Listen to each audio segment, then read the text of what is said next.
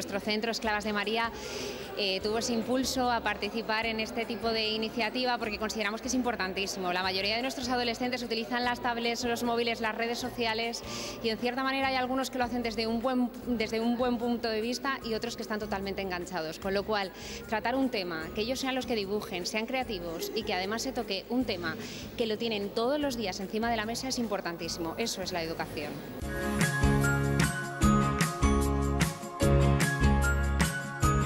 Las nuevas tecnologías es fundamental, lo utilizan mucho y además es que para su desarrollo personal y profesional es imprescindible. El problema es cuando ya se empieza a abusar de él, cuando no sabes exactamente si la relación cuando se utiliza puede ser correcta o incorrecta y en eso estamos ya los padres, ¿no? Para evitar precisamente que la segunda parte pues que no vaya más y que se pueda controlar. Pero en principio con ella muy bien, con ella muy bien.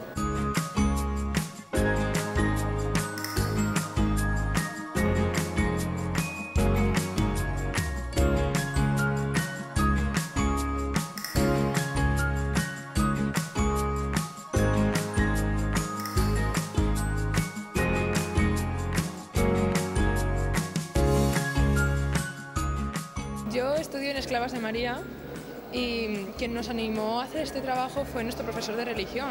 Nos presentó el concurso y nos propuso que participásemos. Entonces, pues algunos hicimos dibujos y los enviamos a ver si había suerte. Como joven de hoy en día, no me gustaría engancharme a las nuevas tecnologías, como por ejemplo al teléfono, la tablet o lo que sea. Entonces yo quería dar en mi imagen que se expandiera, que no son muy buenas si las usas mucho.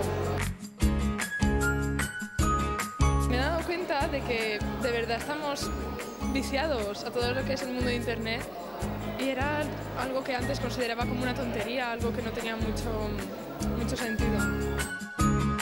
Es un tema de mucho interés que conocen, que tienen día a día, con el que tienen mucha relación, no es para ellos nada novedoso, entonces hay mucha facilidad en ese sentido, el tema lo da para ello. No hay otros temas que no les interesan tantos, pero este en concreto sí.